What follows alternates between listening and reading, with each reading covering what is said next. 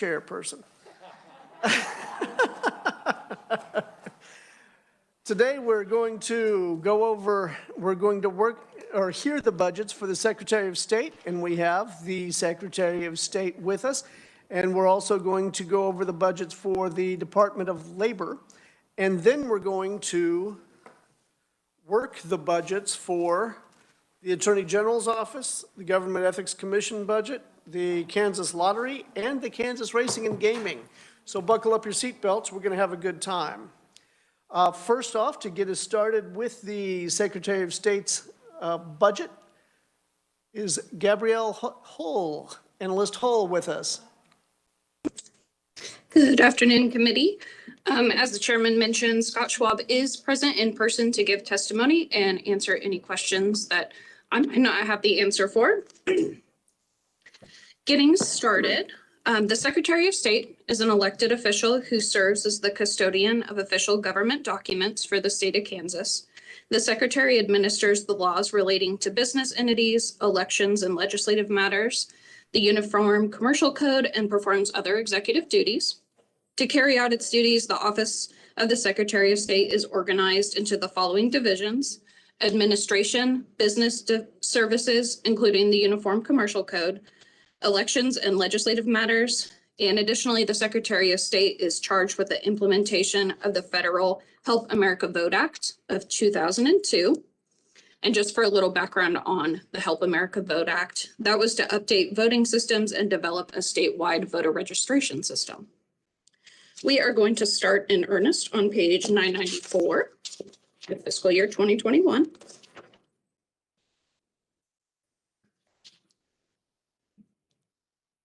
The agency requests a revised estimate of $9.1 million, all from special revenue funds in fiscal year 2021.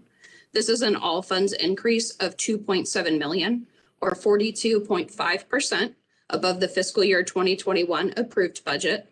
The increase is all from federal HAVA CARES Act expenditures and is granted to local units of government. And just for a little context on HAVA CARES, in March 2020, Congress passed and President Trump signed the CARES Act. HAVA CARES Act was to prevent, prepare for, and respond to coronavirus for the federal election cycle. Turning the page to 995. The governor concurred with the agency's revised estimate in fiscal year 2021, and I can pause here for questions on fiscal year 2021.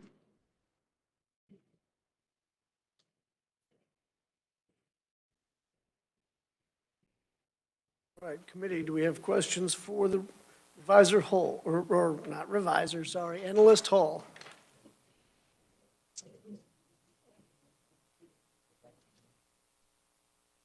We have here where the $2.7 million was spent. I know it went out to local units of government, but was that for any specific purposes that are listed here? Because I'm not exactly seeing it jump out at me.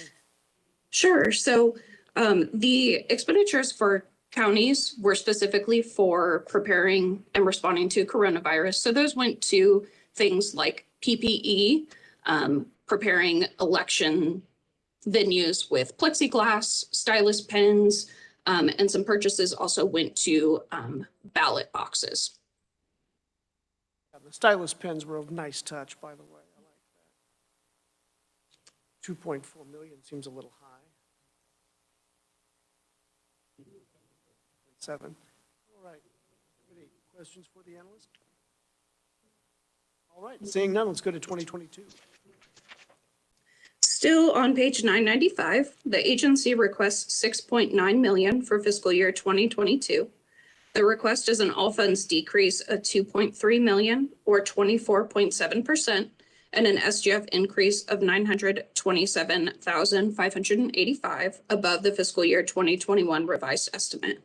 The SGF amount is requested to satisfy federal grant match requirements for the HAVA CARES Act and to satisfy the additional 2020 election security grant state match requirement. The special revenue funds decrease is mainly attributable to $2.7 million in HAVA CARES Act expenditures that occurred in fiscal year 2021. And those HAVA CARES Act funds will be fully expended in fiscal year 2021. Moving to the bottom of page 996, The governor concurs with the agency's request for fiscal year 2022.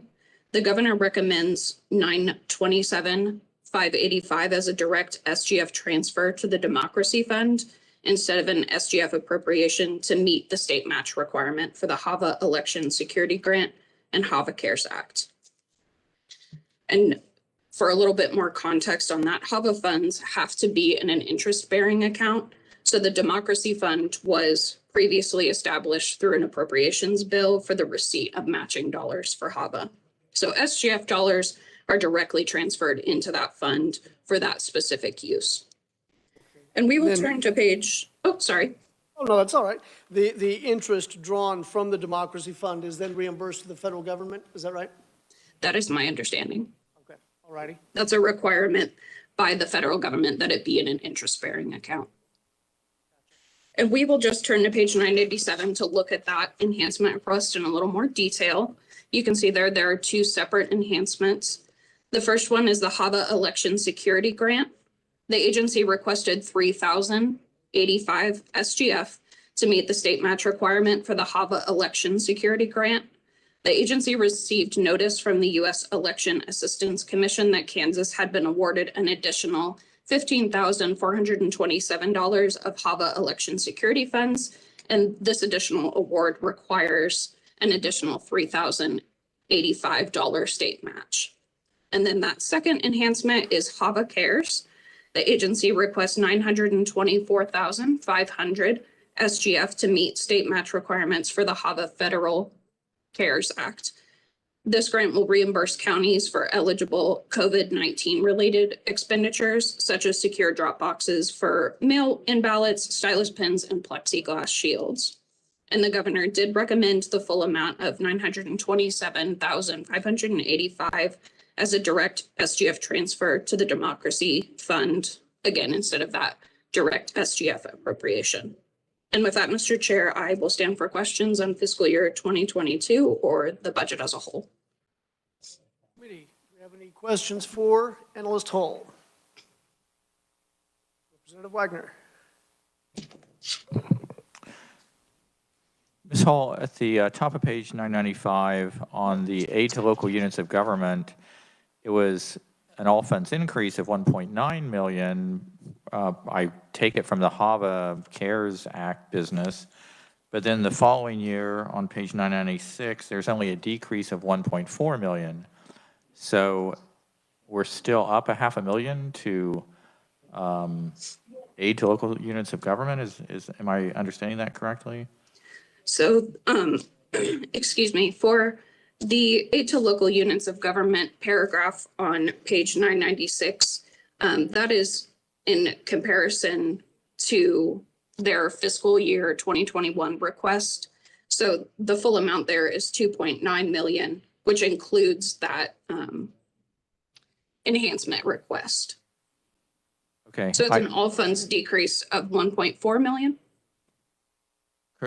Correct. My question is, I'm assuming it went up for COVID and whatever. I guess I would have presumed it would have dropped as much the following year, being a non-election year and such. But I don't see that happened. And I'm not seeing the detail that, I mean, I'll maybe look for it somewhere, but I just wanted to see if you had an understanding as to why it was not a 1.9 million increase, and then the next year it drops 1.9 million. I can go ahead. I'm sorry. I mean, again, it does say this decrease is attributable to one-time HAVA CARES Act expenditures in fiscal year 2021, which do not reoccur in fiscal year 2022. And so I would have thought it would sort of zeroed out up one year, down the next. I can look into, it sounds like you're curious about the other 0.5 million from year to year. Yeah, right. Okay. That's I can look into that for you. Thank you. Further questions for the analyst? Seeing none. Thank you, Analyst Hall. And it looks like, Oh my gosh, that's the only one that you're going to be here for today. Well, Hopefully thank I'll you be here being for recommendations too. Excellent, very good. All right. Now let's welcome the Secretary of State and my personal mentor when getting to the legislature, Mr. Scott Schwab. Chairman, I'm going to take this off. I would very much prefer it. Okay, thank you. And second thought, never mind. Walking across the street, I have cold hair-induced asthma. I don't want to stand up here coughing like that. So if I can get some air, hopefully I can mitigate that. First off, I want to thank Gabrielle Hull. Ms. Hull's been very helpful to us. And One thing, Secretary, that microphone, you've almost got to be eating the gotta thing. ride it pretty tight. You do. Okay, I can do that. I'll act like I'm a rock and roll singer here. Representative, I think I found the paragraph you were asking on. I'm going to put it in our vernacular, the way we send it to budget, and hopefully we can get more information about how this reconciles. So I'll tell you what happened, and then we'll figure out how that reconciles with that paragraph with Ms. Hull later. First off, I kind of want to give you a storyline of what happened. You all broke and ended your session really quickly last year due to COVID and skip town, and we didn't change much in the line of election law, and I'm really glad we didn't, because it cut out on a lot of voter confusion. There was a lot of voter confusion in other states about what you could, what you couldn't do, what can change. Some people changed their policies for advance mail ballots. We didn't change anything. You could vote in person. You can vote in person early, or you can request an advance mail ballot like you always could. And because of that, Kansas had the highest voter turnout in the history of the state. And there was no question as it relates to the results of the state of Kansas. I'm here to tell you Trump won the state of Kansas. Outside of that, I don't have that district. And I don't care how much redistricting you do next year, that district I do not think will change. I am here to tell you that what happened was the feds were printing money as quick as they could, giving it to states to make sure we can mitigate any concerns as it relates to the pandemic during voting. And we came up with a formula that basically mirrors what the feds do to the states, so that it doesn't matter how small of a county you were, you got something that you needed. Handful of counties said, we're good, we didn't need any more money, and sent that money back, and we were able to repurpose that to other counties that were needing more help. A lot of the news, what you heard, were like mail drop boxes, because we didn't want people to mail their ballot in. And perfect example is the Postmaster General last July sent us a letter saying, hey, during your primary, be prepared that it's going to take longer to process mail ballots than usual. And that letter was sent priority mail through the U.S. Post Service, and I still haven't gotten it. And the Postmaster General's very own letter I didn't get. And then folks say, well, did you miss it? We process so much mail, and it's against the law for us to lose mail. So we didn't lose it, we just never got it. It might show up in a plastic bag that says damage or apologies someday or something. But anyway, that's why we didn't want people to mail ballots. The drop boxes that were secure seemed like a much better option for folks. And so we told the counties that we bulk purchased, and we were able to deploy those to the counties. Also, we came up with 2 sets per polling place of plexiglass shields and PPE and masks and rubber gloves and whatnot and hand sanitizer. So I'm here today because we got to ask for a change of the budget, but you'll like the ask what we're asking for. There needed to be a federal match, and this put us in a very precarious situation because it forced us to spend money that it's really your job to set the budget. But if I didn't accept it, under the guise that you guys are going to do the federal match, we didn't get the money that a lot of counties were going to need because they need to update some systems. Well, the Fed said that it doesn't have to be cash from the state. It can be in-kinded. Well, a lot of things that happened last year, for example, Anheuser-Busch gave us tens of thousands, hundreds of thousands of gallons, or tens of thousands of gallons? Lots of gallons of hand sanitizers and little 8-ounce bottles to give to poll workers. Well, that had a value. That brought down the match. When we took what different organizations donated and things like that, PPE equipment, we were able to completely erase the original match that we needed. So we're asking you to take out the SGF transfer from the SGF to the Democracy Fund of $924,500. You guys can spend that on something else. And I want to give a lot of credit to our staff because they worked hard going to county and going through our books of everything that was donated to make sure we offset it. And here's the advantage of why that's important. That match had to be spent in the 2020 election on COVID mitigation. It's too late. So once you make that transfer and it's not spent, it would have actually gone to the federal government. You would have given the federal government $924,000 plus. So one, it's really important we pull that out of the budget because we don't want to give that money to the feds. Two, you guys got other priorities. We did our job making sure not only we had a safe election, but we did what we could to save money and saved you guys almost $1 million. Now, we are still asking for the $3,085 transfer. Hopefully that's not too big of an ask. If so, I mean, I don't want to use my campaign account because that'd look a little sketch. But we are still asking for that $3,000. What happened is coming towards the end of the election season. Mark was just here. I'm sure we could get it approved. I don't want to take a chance. But that being said, they did find more HAVA Act money in one of the budgets. I don't understand how the EAC works. Sometimes we get a call and say, hey, we found some money for you. It's going to cost you $3,000 to get it, though. So if you guys want to add that, leave that $3,085 in the budget, or is that an amendment? We need them to amend the $3,000? Leave it there. Take out the $924,500.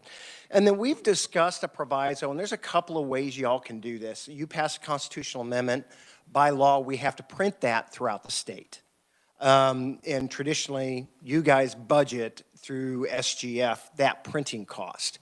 We don't want to overcharge you for that, but we don't know what printing costs are going to be next year because that's per inch and they renew their rates every year. So we can put in a proviso that the money comes understanding that basically we'll bill you and it'll come directly as an SGF transfer to us to reimburse us for the cost of that publishing your constitutional amendment, or two, we can take care of it in the budget next year, and I'm just going to trust you guys will actually take care of it in the budget next year because that's not going to be printed till 2022. So that's where we're at today. That being said, I appreciate what you guys have done with us last year to help us with our match. This year, we thought it was going to be a really heavy lift, but it's not. And every time I come to committee, I want to make sure I thank every poll worker and every election clerk across the state because this was the tough one. And it was a tough year, and all eyes were on this election. And, you know, we lost Marty Schottenheimer yesterday, and I like to quote him a lot. He used to always tell his young rookie players during their first summer game in preseason is put your signature on your work. You've worked this far to get here to get a chance to make this team. When you go out there today, put your signature on your work. When the State Board of Canvassers met, I put my signature on our work. And I'm pleased to tell you that I have full faith in the numbers and the vote turnout, and the people who won their elections that were certified did in fact win according to the numbers that were published. And that's because of the good policy that has come from the legislature. It's the way our clerks work so quickly to do post-election audits to verify that what a machine says is what the ballot says. And because of that, every county passed their audit, and we put our signature on our work, and you can be confident in that. So with that, I'll stand for any questions, Mr. Chairman. Thank you. First off, when you say you need to publish the constitutional amendment, are you talking about publishing it in newspapers, or okay, that's what I thought. Newspapers and various periodicals. And we're working on amending that law a little bit this year. We've got an agreement with the Kansas Press Association that we're going to limit how much it has to be pressed. Because, for example, Wyandotte County and Johnson County do not have a paper of record. It's in Kansas City, Missouri. And the law doesn't allow us to necessarily spend it in Missouri. So we're trying to not necessarily publish it in the Kansas City Star, but find other avenues to publish that in. For example, Wichita, the Wichita Eagle covers more than just Sedgwick. Can we say that also covers Cowley County? And so there's a law working its way through the legislature to adjust that, which is, again, why we're not for sure what we're going to end up billing you, because it all depends on legislation. I might have an amendment on that. Just don't ruin it. Which will make it a whole lot different. I just don't want it vetoed. All right. Oh, Representative French. Representative French, do you have a question? Thank you, Mr. Chairman. Can you hear me? I can. And thank you, Secretary, for being here. It's always good to see you in the Capitol. It's good to see you too, but I don't see you. You don't see me. I'm sorry. I'm in the vapor somewhere here. Just have one question on your budget. I see you went from 32 FTEs in 2019 and you're up to 46. And I didn't see where the 14 were going. Could you just explain that a little bit more for me? Yeah, in our budget's done a lot different than other agencies. We're a completely fee-funded agency. So what had happened is our predecessor did not submit a budget in the previous our first fiscal year that we came in. And so the governor wrote the budget, didn't know how many employees we're going to have, so they just threw in a number, which was the 40-some. We did not fill all those positions. And again, it's not being paid with SGF, so there's really no shrinkage there for that. It's just fee funds that we carry over from year to year as it relates to most of our fees coming from business services and filings. We didn't change that number because we were going to do a top-to-ground review and actually continue to write job descriptions and find out where we need a position, where we can move a person, and make sure that everybody has a workload that defines their skill set. And then a pandemic hit, and we went from shifting to that project to making sure the election was carried out. So we're hoping this year, as things start to ease up, that we can do that top-to-bottom review. But really, that 47 number is just a number. We have about 36, 37 employees now with one position posted. But if something changes where there's a new federal mandate and we have to hire people, we want to be able to have that margin that we can hire them without you having to come back on a special session telling us to hire them. Thank you, Mr. Secretary. Representative Amix. Was it? Do you have a question? Oh, Kathy. Representative Wolfmore. Mr. Chair, thank you for being here, Mr. Secretary. I don't have a question. I just wanted to congratulate you on a good election across Kansas. You know, I know for myself in Wyandotte County, it was run very smoothly. The drop boxes were fabulous. Couldn't have been more difficult conditions, and I was especially worried that, you know, we have a lot of 80-plus people who work our elections, and they seem to all still be willing to work.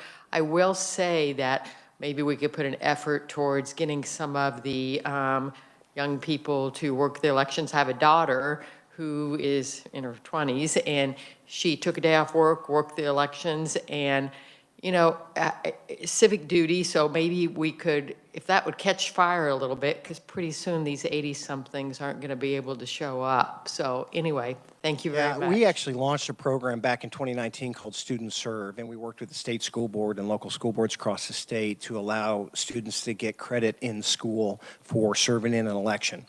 That was already up and moving before COVID hit, and then we put it into hyperdrive during COVID because, again, we have most of our volunteers are people who are retired, and this is something they can do civically. We started partnering with social media to say we need young folks to work our polls. We got over 1,000 applications within 42 hours across the state. Douglas County actually had to turn away over 425 people because they were overstaffed for the first time in the history of the county as it related for needs for poll workers. Wyandotte County didn't get as many as we'd like, but again, they were part of the same program and did have that uptick. And it's really fun. If you get a chance to see 17, you don't have to be 18 to work the polls. You can be 16 or 17. And to see that 16, 17-year-old who grew up in the digital age working with someone in their 70s that didn't work I give my phone to my son, said, fix it, and have them work together in a civic duty. They become friends, and they learn from each other, and they become almost peers and mentors. And so it becomes a wonderful environment, and it almost, I get choked up because it's what you want America to be. You want to see the young people not being offended or, you know, shunning the elderly population or vice versa, but rather working together to pull off this great civic duty. And we did it in Kansas. And so there were a lot of folks that, yes, they were concerned about exposure due to COVID, but we had the plexi shields, we had the PPE, we had the social distancing. We allowed the high schools, especially in our bigger metropolitan areas, to allow those machines to be set out. So it looked like there may have been a line, but it's only because of social distancing. People were moving through very quick. And while they were waiting for an hour and a half in Missouri to vote, they were waiting less than 3 minutes to vote in Kansas. So thank you, and that's a credit to our local election officials that understood early on, we have a contest in August, and that is the rehearsal for November. And whatever small mistakes that they thought they could have done better in August, they tightened it down in November. And that's why most of the races in Kansas were called before 11 o'clock at night. We also have a diversion program that I think may help out with some of your volunteers. It's still in bill form. Wait till we get it passed. Now, one thing that you mentioned, that's not real. I just was going to text Katie here in about 20 minutes. Chairman's got a bill. No, one thing that you mentioned, this isn't strictly budget related, but it is a question that I get asked pretty routinely. You mentioned immediately auditing the machines. Are there any machines left in Kansas that can't be audited like that? No, every pit, now, we are updating it to make it even the paper ballot better, but after HAVA, the hanging chads of Bush v. Gore era, they got rid of those older equipments, the old Diebold machines, and we got most counties got certificates of destruction for that. And a lot of machines went to printed a ballot of ones and zeros, and it was on a receipt ticker tape. That's what they would audit. As a lot of counties, as they got CARES Act money, started taking those machines out of their fleet and moving the more ES&S and Dominion type machines where it actually prints off the paper ballot and you put a paper ballot in that tabulator. Very good. Representative Amix. Thank you, Mr. Chair, and thank you, Secretary, for being here. This is my third year on the Budget Committee, and I think your first year as Secretary, there was a question about HAVA, and when you assumed your job, there was error or whatever that was made that dealt with the non-interest-bearing account. That has all been settled, right? We're good. We're done there. Yep. But the word HAVA keeps coming up every year. Yeah. Is this something that we just need to prepare that we are going to have to fund some level of HAVA every year? No, and it's one of those things that you want to be educated with it, that it's not free money. There does come a match, and this all started after Bush v. Gore. It was an increase of federal funding to get rid of some of the old lever pull machines, the hanging chad type machines, some of the old Diebold machines, and update the voter register, the statewide managed voter list, and also help with military ballots. And so there was an influx of cash during the Thornburg administration. There was another influx of cash during the Kobach administration, and then immediately after we got there, there was another influx of cash. So we're sitting on a significant amount of HAVA money, but what that is planned for is a long-term plan for data security as it relates to our voter list. I don't want to get into specifics because the National Guard and Homeland Security doesn't like me to talk about security specifics. I don't know why. Maybe it's because China's probably listening. But that being said, that we have a long-term plan to secure the voter list. Our biggest defense that we're concerned as it relates to voter election security is protecting voter data. And we take that incredibly serious. It cannot be compromised. I was not sleeping well election day because I just don't know. You know, if you followed this solar wind story at all through the Wall Street Journal, New York Times, and even some of our local papers and our news outlets, it's terrifying. And sometimes you may not know you've been hacked for 2-3 years out. So that is our biggest defense. That's going to be a multi-million-dollar project, and it's going to be we're looking at launching that this year. We wanted to launch it last year. We didn't. We're probably going a little bit different of direction as we get new ideas of what threats are and what threats aren't. But that HAVA money will be going to protect the voting rolls. Whereas before it used to be just to match the counties to help them update their voting equipment. That puts us in a box because some of them paid for it themselves. Oh, well then how come you helped that county, you didn't help this county? It's easier just to say, you guys pay for the system, we'll set the standards, but we're going to protect the voter data because that's really our job. We own that data in our office.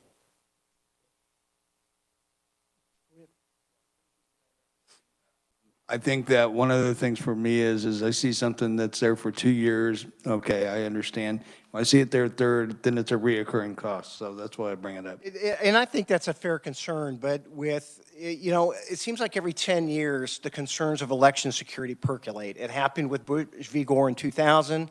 It happened in 2010, and then 2018 in Georgia with the Stacey Abrams situation. That caused an influx of cash. And then what we happened with this year with COVID, they just basically, it was CARES Act money, but they did it the same way as they did HAVA, so they didn't have to rewrite a new process of distributing those dollars to the states.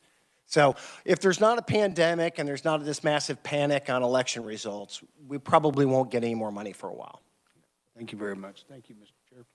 Yeah. Now, mentioning election data, Secretary, I know that we used to use an interstate cross-check system that was pretty outdated. I think it was Linux or something. It was Sequel. Yeah, it was. Unix. That's even better. Is your new plan for voter security integrating something hopefully a little newer, but all options are kind of on the table and kind of off the table. The crosscheck system has been heavily litigated in various states that were members of crosscheck, which you really didn't get a card-carrying member. It's just like, hey, let's share data, see if people are voting in both our states. And there was an open records request in Florida, so they released the names of all the voters, and one of the identifiers were the Social Security numbers, so they released a bunch of Social Security numbers, and any state that was in there that had a citizen Social Security number on the list got sued. We're not touching that program until all litigation has been solved for it. Then we'll decide how we can do that. Just to let you guys know what the benefit of some type of check program like that. Right now, if you move from Johnson and you go to Sedgwick County, the moment you register to vote in Sedgwick, you come off Johnson. It prevents double voting, cuts down on provisional ballots. If you lived in Johnson County and you moved to Jackson County, Missouri, unless Jackson County, Missouri tells us, you're still on the voter roll and we still think you can vote, and you could be voting in both states and we wouldn't know. So there is a system called ERIC that does that, and it's an incredible high expense on local units of government to join that, but it is robust. The more states that join, the less it costs. So we kind of want to hold out, and they say, no, you guys go ahead and go first, and that'll lower our costs. And there may be some other, as technology evolves and as this space continues to become more security driven, there may be other opportunities out there as well, and we just don't know. As Secretaries of State, we talk about it. We just haven't seen anything yet, because every time we start this project, pandemic hits. So hopefully this year we can have a little bit better idea, depending on how some of these lawsuits get settled. Representative Wagner. Yeah, Secretary of State Schwab, really good to see you here. The question I had, and he kind of touched on it, on this, some of these upgrades that you're trying to do as far as to enhance security of the ballot and such. But I'm seeing like capital outlay for 2022 is just $35,000. Obviously, you must. Is it on a separate because it's HAVA or something? Yeah, so it's in a separate account simply because for that I'm sorry if I'm interrupting. No. Okay. It goes to a separate account. So as opposed to you'd sending it from SGF to our agency, right, it goes to an interest-bearing fund because according to federal law, it has to earn interest. And that interest stays with our fund. I want to make sure you knew that. So that helps us with a long-term plan. And so that's not going to be considered capital outlay. The capital outlay would be stuff from our fee funds that basically have to do with computer upgrades internally in the office. So if I'm going to make sure I said that right. Basic, okay.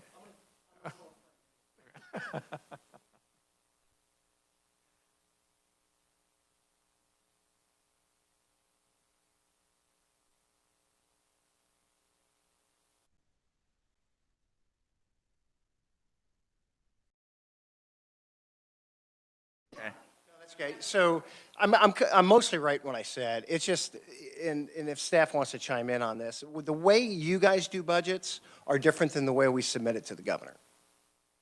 And so we submit it, yes, we have capital outlay in the office, but we also have a plan for this other money. The HAVA money isn't definitely spent yet. The other stuff is a plan that's to definitely be spent this year. Am I closer on that?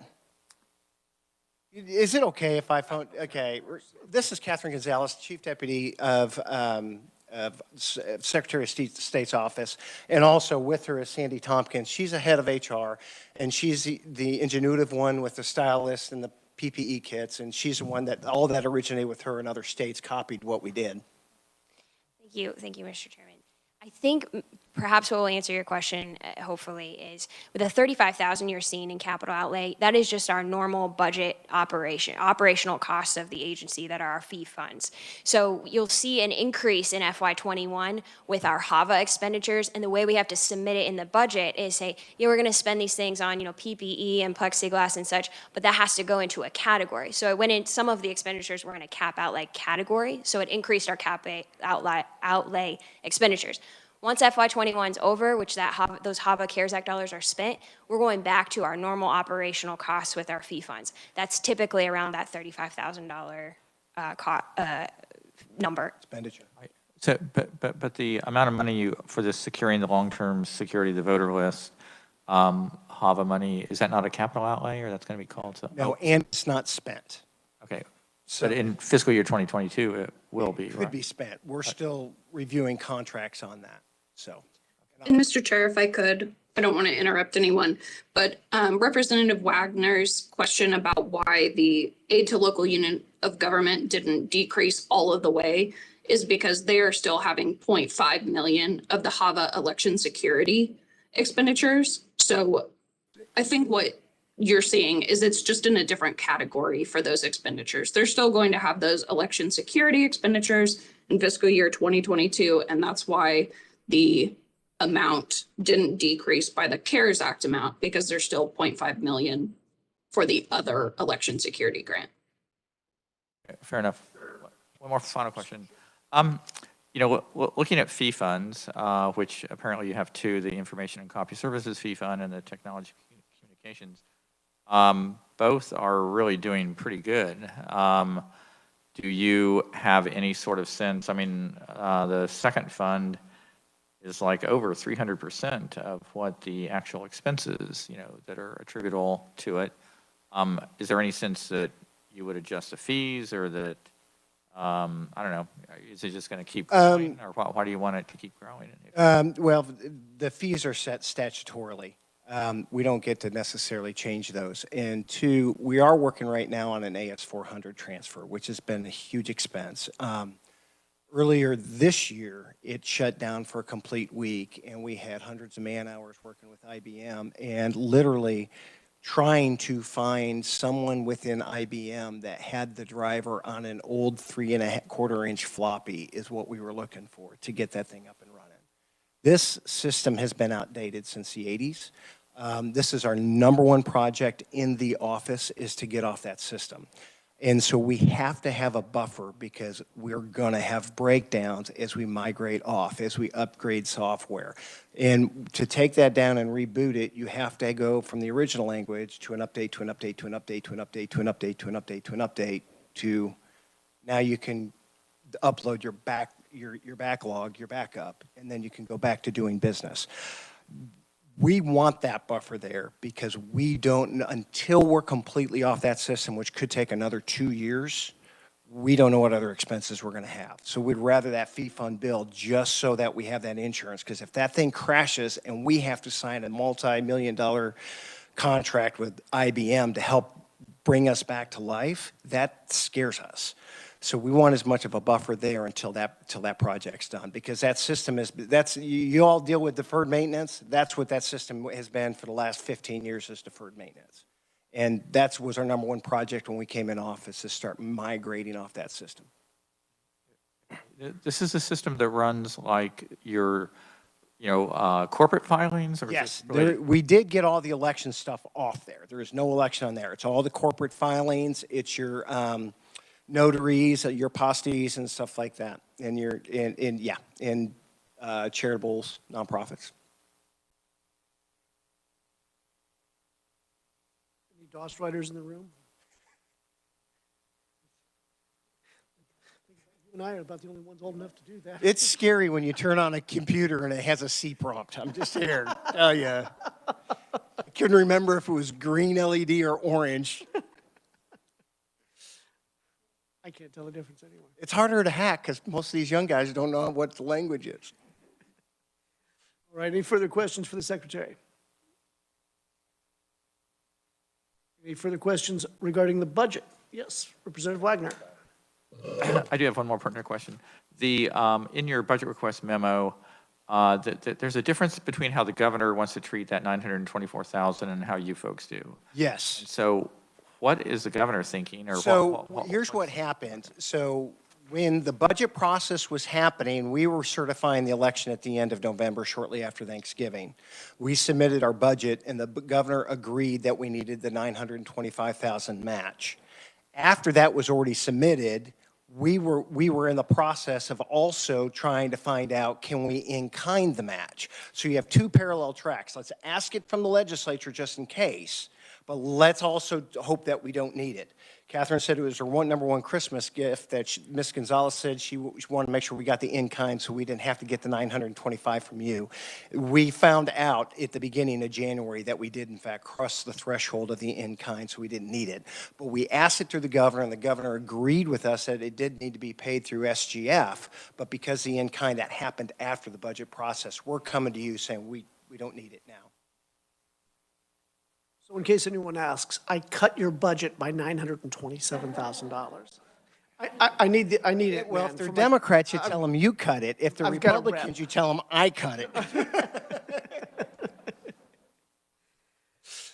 All right, any further questions? Seeing none. Thanks for being here. It's Thank good you, to see committee. Thank you, Mr. Chairman.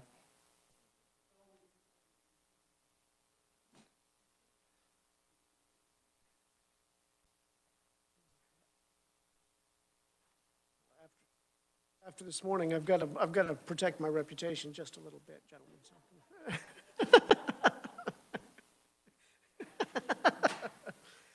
All right, let's turn now to the Department of Labor budget. Let's see what page that's on. That will be on 230. Page 1. Okay. First one, page 230, which is the first page. All right, and to get us up to speed a little bit here on the Department of Labor budget, I have analyst Victoria Potts. Thank you, Mr. Chairman and the committee. I'm just going to jump straight into the Department of Labor's budget since I know the committee is on a tight timeline today. So I'll move straight to page 237.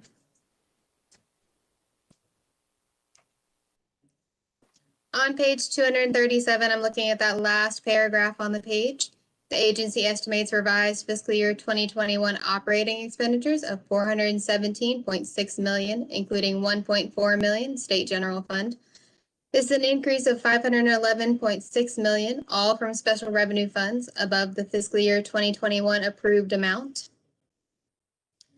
That last sentence on the page, the revised estimate includes 506.1 FTE positions, which is an increase of 119.7 positions above the fiscal year 2021 approved number. And that FTE increase is due to additional staffing in response to COVID-19. I'll move to page 238 to look a little bit closer at the all funds increase. On page 238, the majority of that increase, as you would probably expect, is found on the other assistance bullet, which is the last one on that page. And other assistance covers benefits payments, so as you would expect, those have increased above the approved number. The other spot of increase is salaries and wages. I just mentioned the agency is increasing its FTE numbers by just about 120 for fiscal year 2021. So as you can imagine, there's additional staffing costs that come with that as well. Still on page 238, looking at the very bottom of the page, the governor recommends 2021 total expenditures of $746.2 million, including $1.4 million state general funds. This is an increase of $30 million, all from special revenue funds from the 2021 revised estimate. And that $30 million is funds allocated by the SPARK task force for UI stability and support. And those funds were approved after the agency submitted its budget, so the governor has added that, but those were actually funds approved by the Spark Committee. And Mr. Chairman, I'll stop for questions on fiscal year 2021. All right, committee, what questions do we have so far?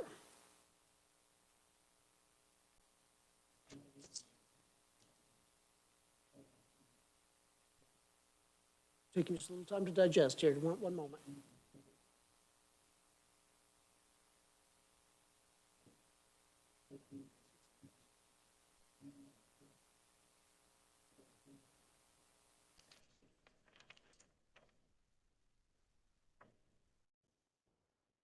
Questions?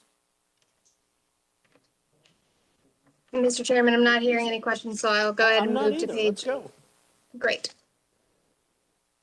On page 239,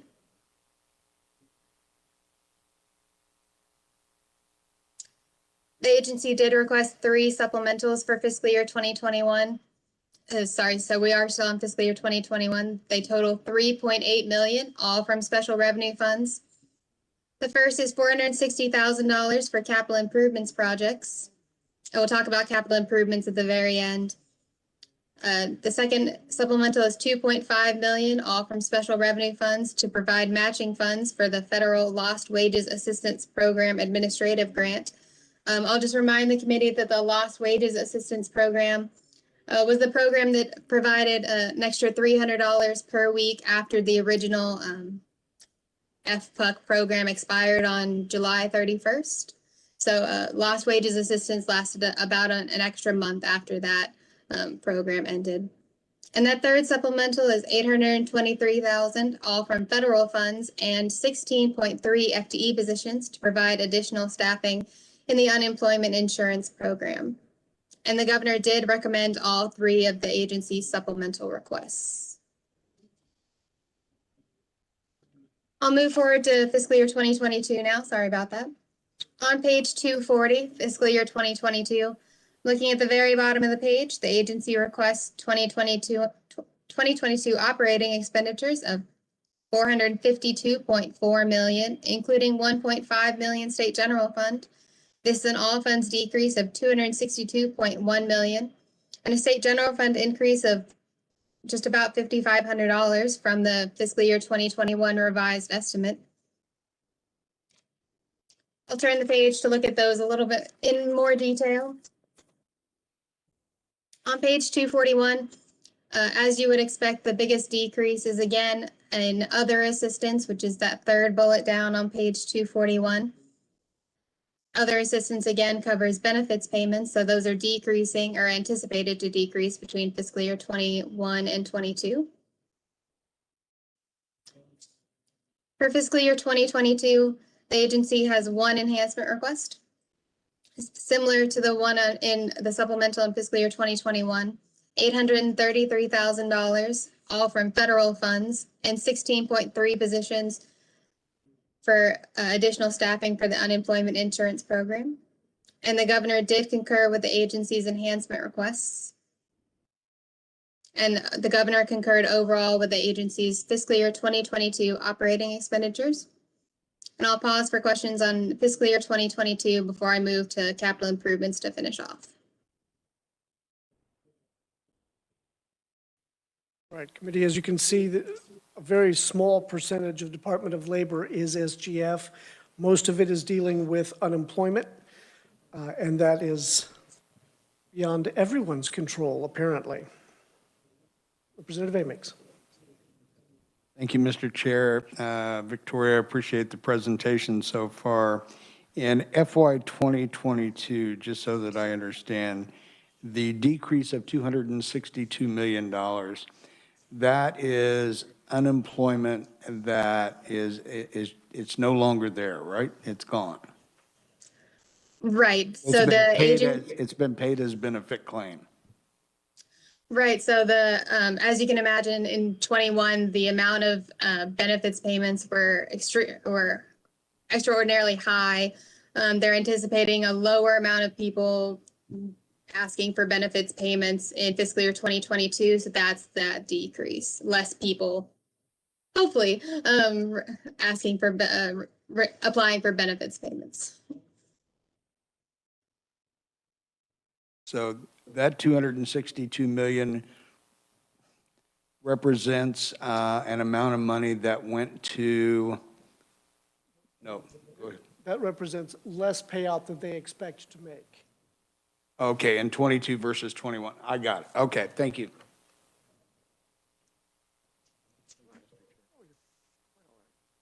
Didn't mean to step on your toes there. No, not at all. That was perfect. Thank you so much. All right, further questions for the analyst? Okay, let's, looking at the, were you going to look at the governor's allotments and the reduced resources?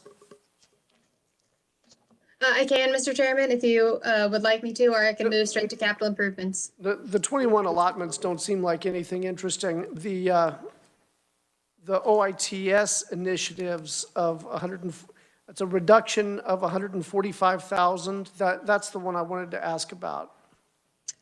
Sure. So, yeah, as the committee is aware, the agencies who receive state general fund were asked to propose a 10% reduction to their state general fund budget on page 242.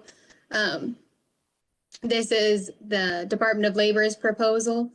The governor did ask that they implement this decrease of about 145,000, but she, state general fund, but she recommended that they make that up with fee funds. So there's not a change overall to the agency's budget, but there is a change in funding source for those OITS initiatives. Instead of state general fund, she's recommending they use fee funds.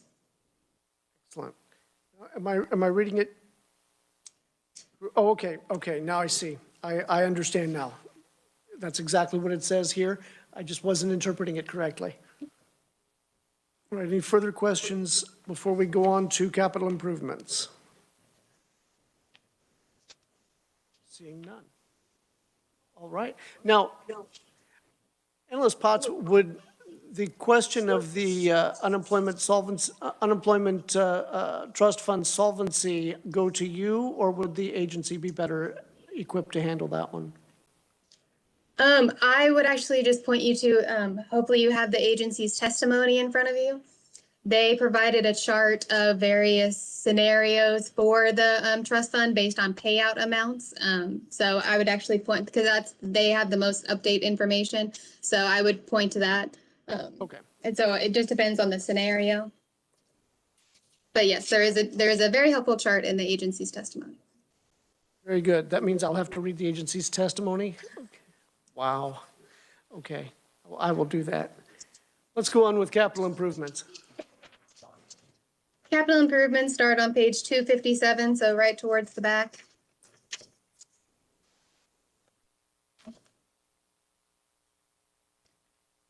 On page 257, I'm looking underneath the box. The agency estimates revised capital improvement expenditures of 1.6 million, all from special revenue funds. This is an increase of 460,000 above the 2021 approved amount. And that's due to the supplemental request that I touched on earlier when I covered fiscal year 2021. And I'll just briefly touch on the projects that the agency has planned for fiscal year 2021. So rehab and repair for $175,000. The first floor renovation of 2650 East Circle Drive South, and that includes painting, heating, ventilation, and air conditioning updates. Turning the page to page 258. $100,000 to install an intercom system at 2650 East Circle Drive South. $20,000 for masonry work. $50,000 to install a lobby barrier or a sneeze guard at 401 Southwest Topeka. $350,000 to replace the roof at 401 Southwest Topeka. Replacement of the HVAC system at 2650 East Circle Drive South. And the governor did concur with the agency's fiscal year 2021 revised capital improvements estimate. And for fiscal year 2022, I'll just point out the projects that are new. So that last one on the page 258, the basement renovation at 2650 East Circle Drive South. And finally, turning to the last page, page 259, replace $200,000 to replace the boiler at 401 Southwest Topeka. And again, the governor did concur with the agency's fiscal year 2022 capital improvements request. And Mr. Chairman, I'll stand for questions on the Department of Labor's budget as a whole. Right. Looking at the capital improvements particularly for 2021, these don't look like things for the most part, unless there was a massive storm in Topeka that crushed roofs. Most of these look like things that have probably been building up for a while. Why weren't they presented in the 21 budget last year? Or were they, and I just didn't see them? So sure, so when I say, yes, the agency has a supplemental request for capital improvements, and some of those are new, like the lobby barrier. You know, last year they wouldn't have thought they would need a sneeze guard in the lobby of 401 Southwest Topeka. But quite a few of the other projects are, the supplemental is an adjustment for revised estimate. So the agency had these planned, but their original proposal came in at a different number. So the $460,000 supplemental and increase is just due to a revised estimate rather than adding most of the projects apart from the sneeze guard. Excellent. All right, that does answer my question. Thank you. Further questions for the analyst?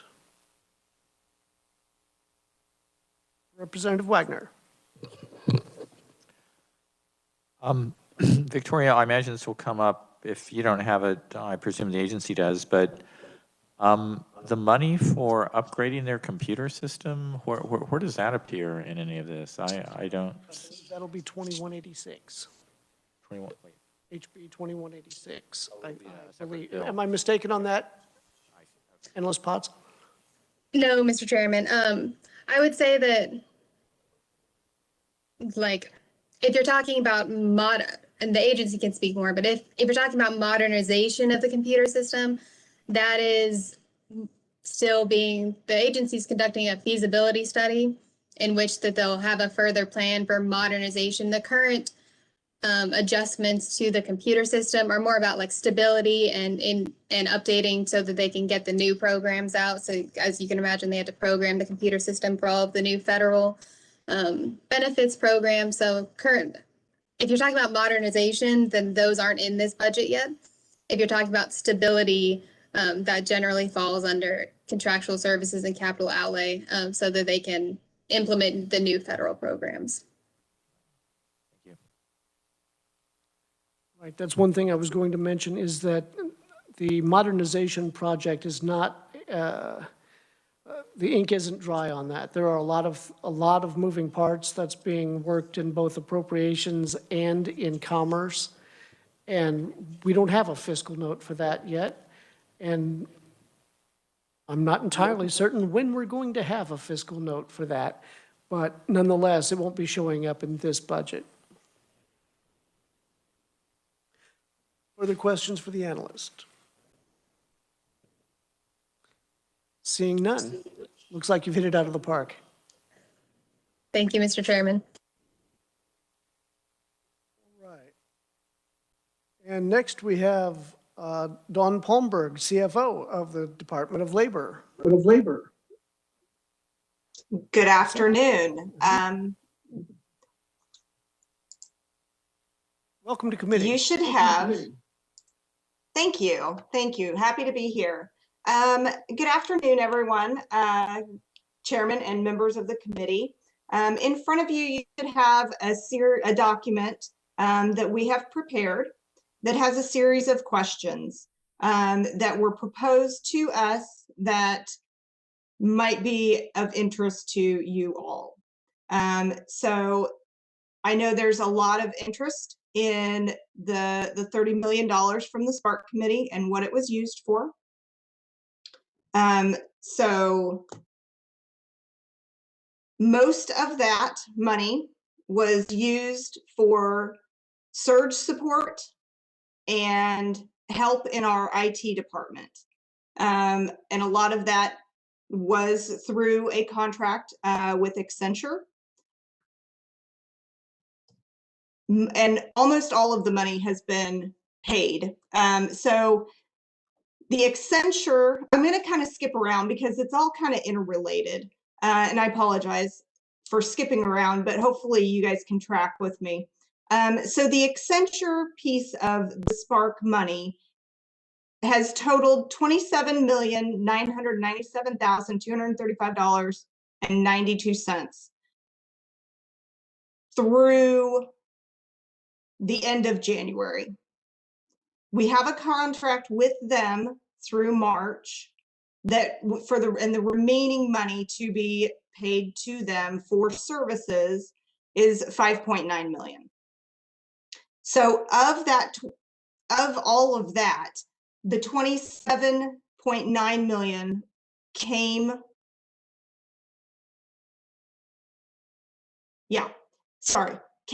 from the Spark committee money that was provided to us. The remaining amount of the money from the Spark committee was spent on personal protective equipment and supplies for keeping our staff safe, and also equipment for staff to work from home. So that makes up the majority of that money. Does anybody have any questions on that piece of it? Excuse me. I do. With the 27 or 28 million already spent, the 5.9 million, what bucket is that coming from? That the 5.9 million will be coming out of unemployment funds, administrative funds that we have received from the federal government, primarily from the new PUA program, because that's what a lot of their help has surrounded. Excellent, thank you. Representative Wolfmore. Thank you, Mr. Chair. Do we have that document she was referring to? It should have been emailed to you. From Kathy. Okay. Was it today, Kathy, you sent it? Thank you.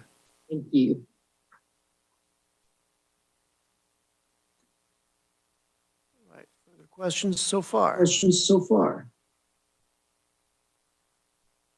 Seeing none, I love this echo.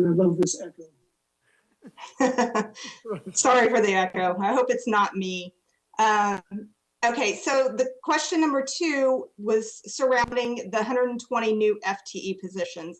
There was a lot of question about where those positions fell within our agency and where the workload was. So you can see that a lot of the workload fell on unemployment, which is to be expected. And the majority of the positions that we have hired have been in the call center itself. There's a few positions that have been, for support staff, because as the workloads increased for unemployment, naturally the workload for everyone else also increased in support of unemployment, and then to also be able to keep up with our other divisions that were still working as well. You will note that there was only one position that was added in the IT division, and there are the remaining 11 FTE. So we've filled 109 of those 120 positions that I asked for.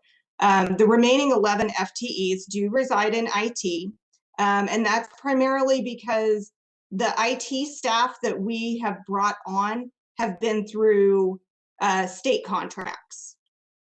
So a lot of our IT people are working through state contracts that we have hired on a temporary basis, 6 months at a time, and then those positions can be converted if we need to convert them, or if the contracted employee doesn't want to convert, then they can stay on contract as well through the state contract.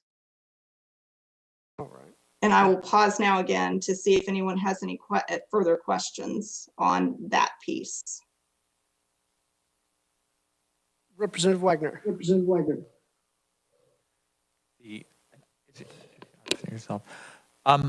The question I have, just because I'd seen a news report even just like a week or so ago from the Department of Labor talking about their call center, having, ramped up to, I was thinking it was like 400 or 500 people.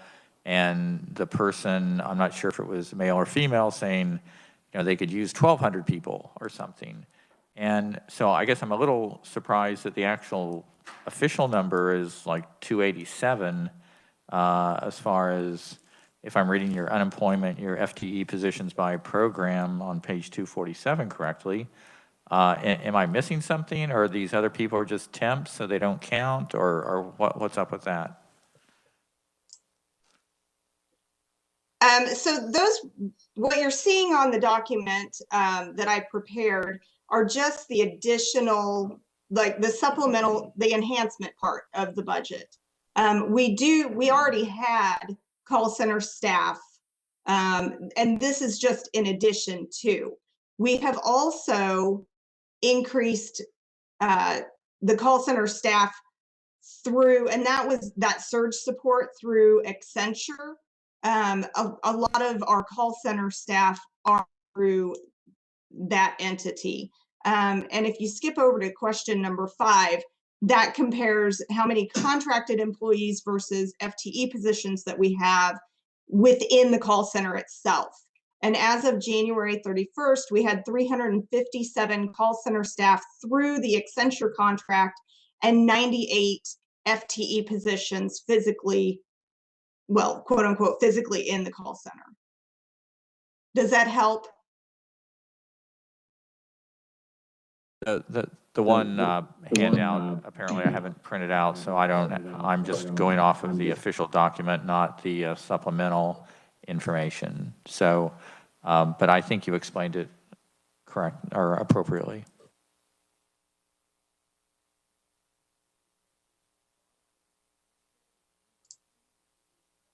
Okay, moving right along then, if there's no further questions. And this one I can't really speak to. Our LMIS division produces all of our data on the trust fund and the solvency and when we're going to run out of money and all of that kind of thing. I do believe that Brett Flashbarth is here, and he can maybe better speak to this. But question number 3 was, what is the status of the UI trust fund and when can we possibly expect negative balances? So the chart that's in front of you shows the monthly contributions and the monthly payouts. So according to information that we currently have, I believe we will last until September. If we had according to the chart, we will be okay to pay out benefits through September 2021.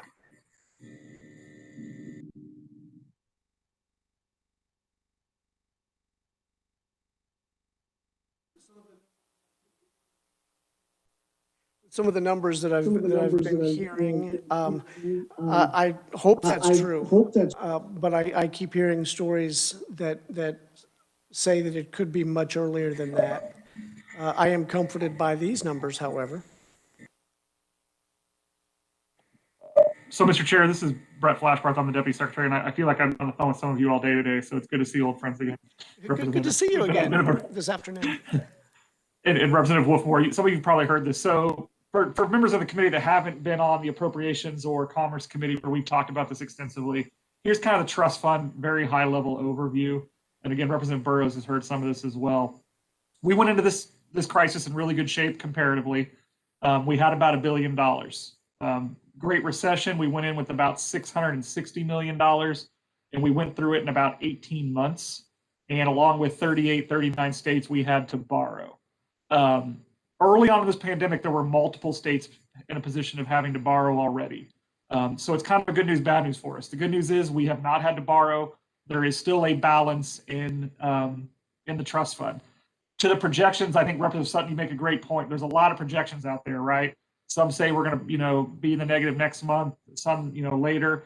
it's really a month-by-month situation. We're having to track two things. I think Representative Johnson and House Commerce put this appropriately. What's our burn rate? What's going through? How much are we paying out in benefits appropriately and maybe not appropriately in the case of fraud? And then what do those tax contribution figures look like at the end of the first quarter, which is when we get most of our revenue coming in. So I don't think any of us are specifically comfortable giving you an exact figure of when we may run out in the trust fund. I do think it is likely that we will be in a borrowing position sometime during calendar year 2021. I think we'd all obviously prefer to go as long as possible before we get there. The positive news is that we have received preliminary indication from the United States Department of Labor that we are in a position to borrow at interest-free rates from the federal government, provided we meet all the repayment requirements moving forward. So the trust fund's very much an ongoing issue we'll need to look at. We can certainly provide continued updates to this or other committees as we move forward. But there is a balance remaining, and we just need to watch it very carefully over these next few months to see what it looks like, as well as those conversations that are happening in terms of tax policy in the UI space as well. And I'm happy to answer any questions from the committee. Committee questions? All right. Well, I think you've satisfied all questions for now. That's fantastic. That'll be the first of the session, Mr. Chair. I think because I already asked mine earlier today. All right. Let's go. Thank you, Brett, for being here. Thank you, Brett, for being here. Let's go ahead and go on to question number 4 here. Oh, wait, you already covered number 4. And we covered number 5. All right. There you go. Now, number 6 is very important. Can we go over what additional funding KDOL has received from the federal government in relation to COVID?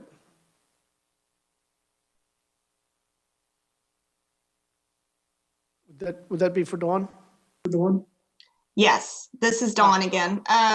So yes, what you're looking at under number 6 is a chart of the administrative grants that we have received. So the administrative grants are to actually run the program. Well, first get the programs up and running, and then run the program. The section down at the bottom deals with the benefits paid out that are supported by the federal government. So you can see that we've gotten quite a bit of money overall to support not only getting these programs up and running, but then to support the day-to-day running of these programs. And then obviously we've paid out a lot of benefit money. So I will pause and let you guys kind of absorb those numbers and see if you have any questions about that.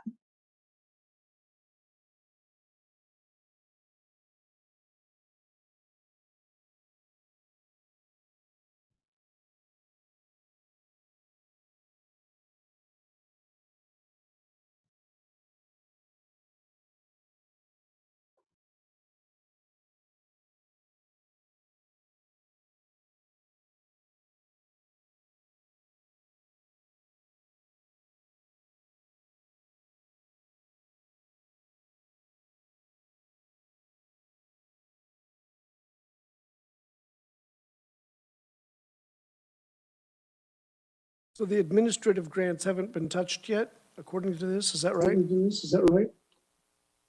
Most of them have been touched. So you'll see there the total project funding, that's what we originally received. The next column is the total obligated. So if we've used money, that's where those numbers lie. And then the remaining balance is that last column. Excellent. Yeah, I was looking at the well-spaced out ones in the bottom, not the ones in the top. I see it now.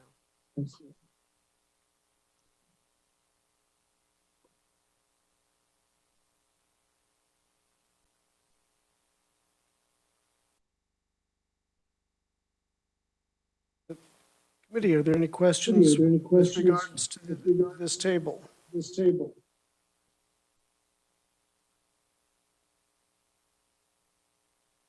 All right, I don't see any. I think this is the easiest committee you guys have appeared before. This is the best committee we've. I think you this is the best might be committee right. we've before. It's the best committee, absolutely. All right. Yes, Representative Wagner. I have a question. Your department also handles the workers' comp. Is that correct? The entire system? Yes, that is correct. Okay, so I see your workers' compensation fee fund analysis.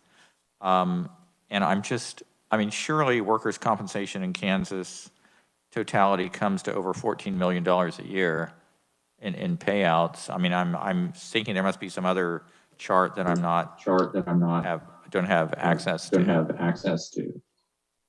So our agency doesn't actually pay out workers' compensation.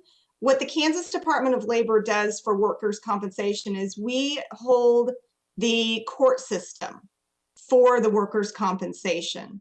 So if an injured employee has a dispute with the employer, they come to us, we hold the court system, make determinations based on the testimony, and then provide a ruling. So where does the actual workers' comp total expenses show up? I mean, whose budget is that in? Well, each company in Kansas is required to have workers' compensation insurance. So in the payouts for workers' compensation, right, would be from the individual. Right. I withdraw the question. Yeah, actually, we pay it to our insurance company, and they handle all it's a privately. That part is privately ran. Pardon me. That's a great line of questioning clarification that maybe not most people aren't familiar with. So the admin funding then, which I think is what you're maybe trying to get to the heart of, that's an assessment on paid losses. So that's how it's basically fee funded. So we're a bit of a unique agency where the vast majority of our stuff is federal grants. We get a smidge of SGF, you guys probably heard this, and then the work comp is unique, it's fee funded. So I think you're on a good line of questioning there that is worth mentioning. All right, further questions for the Department of Labor?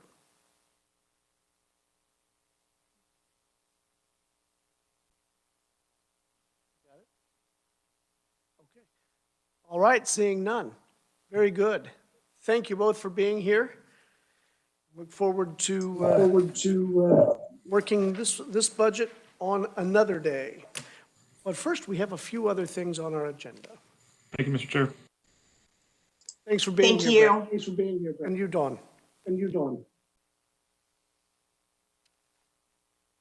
All right, ladies and gentlemen, let's turn to the Kansas Racing and Gaming Commission budget. Oh, wait, no. Mark is standing right here. He's been very patient. Let's go ahead and go with the governmental ethics. By the way, a question came up about Scott paying back or matching HAVA funds with his campaign contributions. I wondered if we could work something out on that and make budgeting a heck of a lot easier. All right, looking at the Government Ethics Commission, let's refresh our memories real quickly here.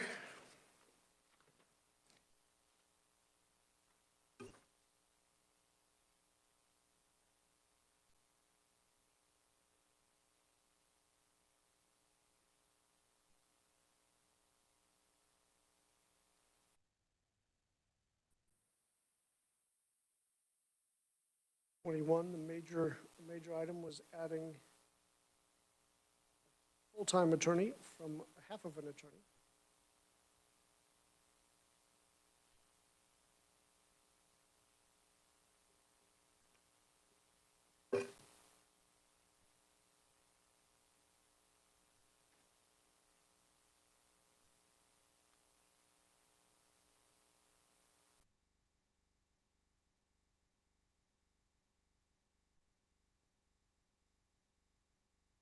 And the governor did not recommend adoption of the reduced resources package for 2022.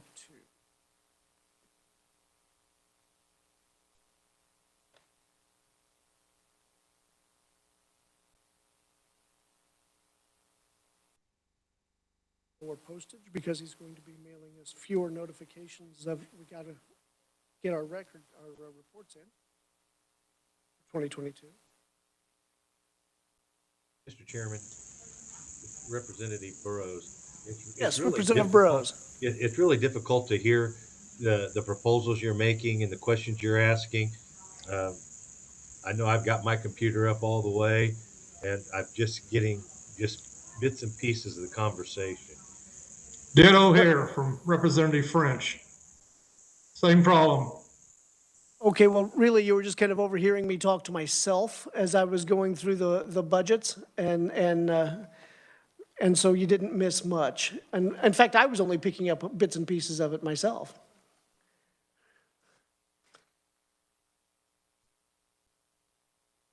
I should probably turn my microphone off before talking to myself. All right, Representative Amix. Yeah, I think Mark did a great job in explanation the other day when we heard this. I think that the report was very thorough. I didn't see anything that jumped out and got me. If there's no other questions or anything, prepared to make motion.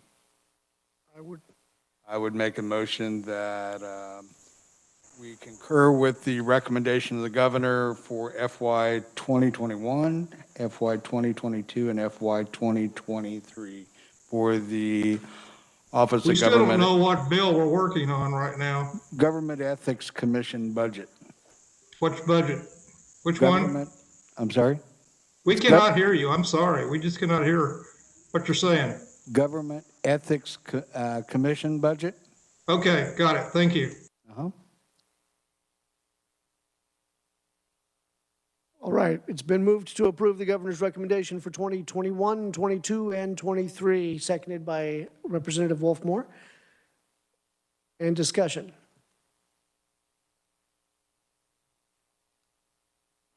Although I like the idea of a 0.5 attorney, sounds like cutting one in half. I don't have any objections to having a full one not cut in half. All those in favor, say aye. And Aye. opposed? Very good. Thanks for being here.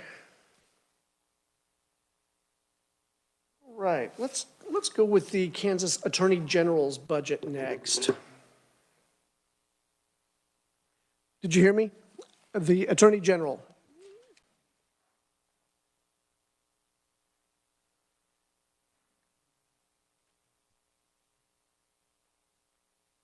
Where did I make marks?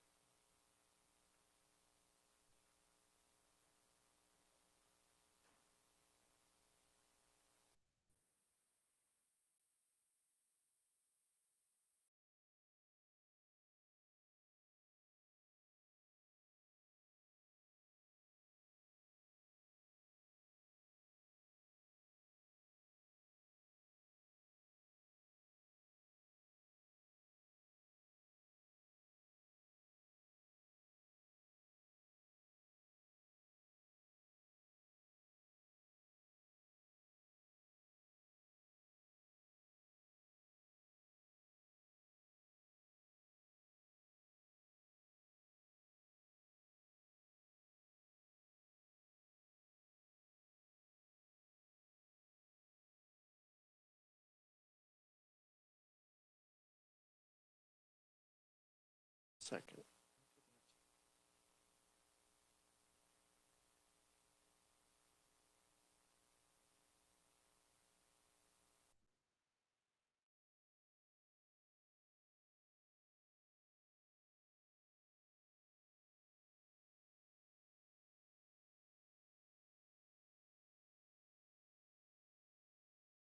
Right, committee, with respect to fiscal year 21 and 22 both, well,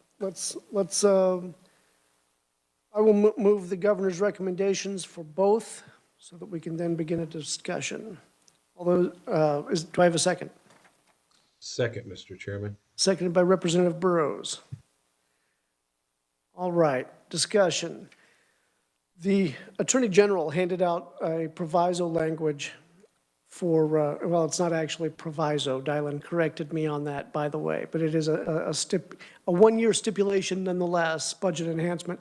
Notwithstanding the provisions of any other statute during the fiscal year ending, and this is duplicated, one of them says 21, one of them says 21, one says 22. In addition to the other purposes for which expenditures may be made by the above agency from the Tobacco Master Settlement Agreement Compliance Fund, expenditures may be made by the above agency from such fund for the purposes of performing the powers, duties, and functions pursuant to KSA 75-772. And that would have been the phone app that we were talking about, the suicide prevention. It seems to the chair that in a time of massive stress, when people have been locked away in their homes and not seeing each other, that perhaps suicide prevention is something that we should probably pay attention to.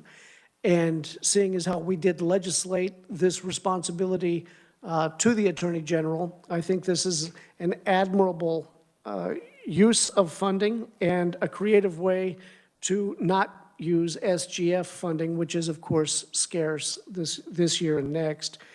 So I would propose the proviso language suggested by the Attorney General. Mr. Chairman, I would agree with that.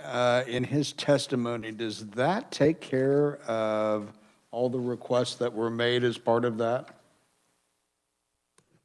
No. I didn't think it did, okay. No, it doesn't. That only takes care of the, what was the amount? Just a minute, I had it here. Was it the $460,593? $249,818 for, in SGF in 21, and significantly less in 22, as I recall. 50,422.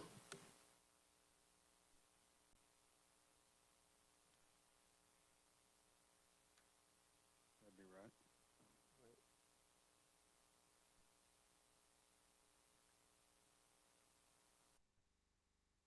And then the governor recommended switching a substantial amount from the fee fund, or in place of SGF, and we saw the fee fund diminishing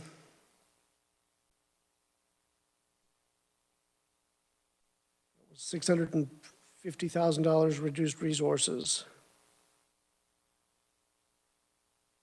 being replaced by $578,000 from special revenue funds.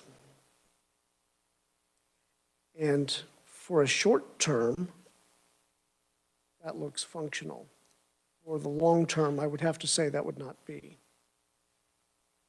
But let's take care of the proviso language first, and then we can go on to making a notification that fee sweeps aren't welcome here.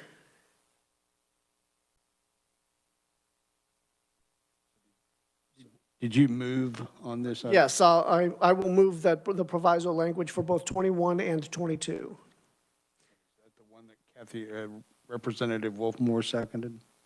I don't think anyone seconded it. No, I didn't make a motion. Oh, okay. I hadn't made a motion, now I have. Do I have a second? Seconded by Representative Wagner. Discussion on the point.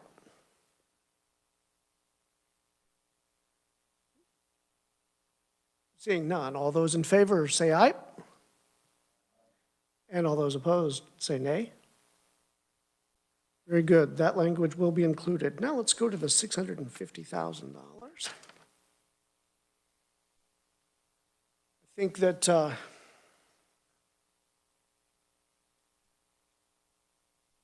as we've seen with another agency, supplanting SGF with fee funds is a short-term fix. But looking at the fee fund balance, we can see that that's not a sustainable fix. That's not a permanent fix. So I would at least call attention to the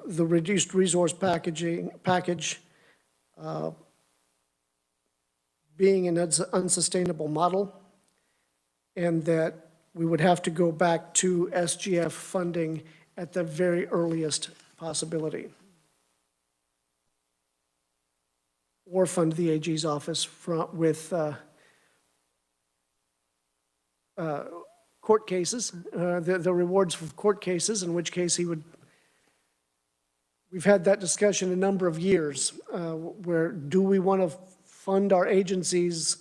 Would you want a police force funded by tickets? No, there are some places that do it, but that's a horrible model as far as I'm concerned. Do we want an AG's office funded by lawsuits? I think that's a horrible road to travel down.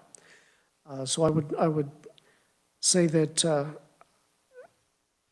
I'd make the recommendation for the committee statement to be that supplanting SPS, or sorry, the company I work for is SPS, supplanting SGF, now I can't even speak, with fee funds is to be only a short-term measure, and we've got to go back to SGF funding as soon as possible. Mr. Chairman, I think that that's fine. I think one of the things that I was wondering about in the discussion that the Attorney General had the other day when he was here, didn't he talk about that this fund balance, that when we have a settlement of any kind, doesn't it usually end up in this fund balance? That's why that there's a lot of fluctuation. Right. And it builds up big time, and this was just a way of being able to maybe stabilize that fund a little bit. I understand exactly where you're going. I think I think your statement is right on. I think the other part of the deal is here, though, this is just a way to settle monies down a little bit. Well, and it certainly does that. Well, it does that, yes, sir. But not necessarily in a sustainable way, and that's my concern. But yeah, you're exactly right. Yeah, it keeps the fee fund balance low, which is always a desirable, I think, for any branch of government, but it does have to be sustainable. Right. Does everyone agree that that would be included in the committee statement? Everyone's waving, and Representative, okay, very good. Looks like everyone's in agreement, so that will be included. All right, are there any further discussions regarding the Attorney General's budget for 21 or 22? Yes, Representative Anderson. Thank you, Mr. Chairman. This is just clarification for myself. Did we ever figure out on page 1023 the 2.25 million transfer in and the 2.25 million transfer out? I meant to ask that, and I did not do it. Just a minute.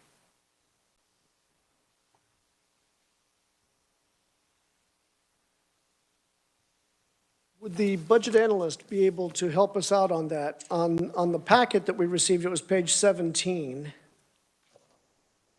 There was on the table, the third line down is a transfer in of 2,250, and a transfer out of 2,250. Dylan, do you know what that is? I have a feeling it's a pass-through, but I don't know what it is.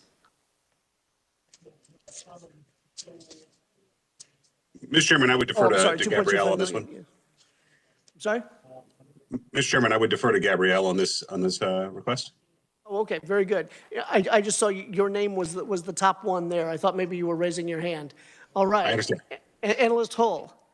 And this is from the court cost fund analysis.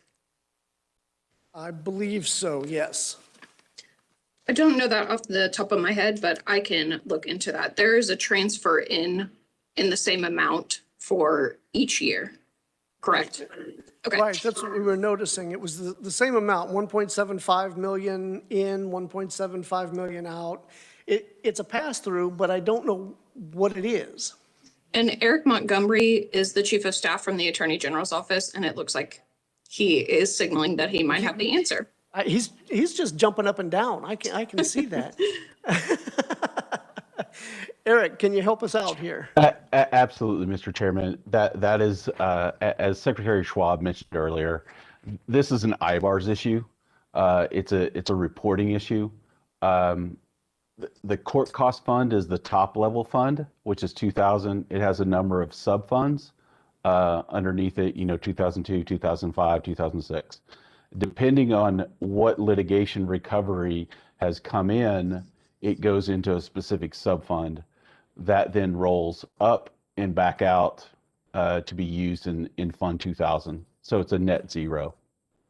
And I always kind of laugh at how much money is supposed to be available. That fund never had $15 million in it.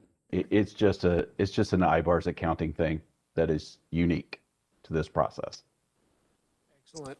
All right, thank you very much. Representative Anderson, did that answer your question? Yep, thank you. Very good. Thanks for stepping in, Mr. Montgomery. Representative Burrows, did you have a question? Yes, Mr. Chairman, I do, and I don't want to take away from this discussion. There was some question about the litigation funds that were just brought up. Mr. Chairman, is there any way that we as a committee could determine how much we have lost in litigation due to outsourcing with firms? I'm trying to get a grip on how we might want to set up a litigation fund. Do we determine how much money initially that is available, or do we continue to just set back and let these things move forward, and then at the end we get the bill? I just know that we have a number of cases that we have not prevailed in the last 3 to 5 years, and I would really kind of like to get a total of that cost so we have a better understanding of what the true cost of outsourcing our legal obligations are costing us as a state, and possibly what we might want to do is consider maybe a proviso requesting a post audit as to how to determine if there's money out there that we stand to lose also. All right, that's an interesting question. Let's see, how would we phrase that, do you think? Just requesting a post audit regarding the outsourcing of AG legal fees, or legal services, rather? Well, Mr. Chairman, my request was really just initially looking to see what the total may have been. Okay. I know that we hear about these in small chunks, but it's not much different than any other agency that is spending dollars that are spread out over a handful of years. We should have a accurate accounting of what those costs are to the Attorney General and or to our state budget as we move through this budget. Right. It's about transparency. Sure. Trying to think how we would phrase that for our budget recommendation. The Budget Committee would request additional information on the fees paid to outsourced legal services in cases in which we did not prevail. Is that what you're asking? Yes, and Mr. Chairman, I'm struggling with how to word it myself also.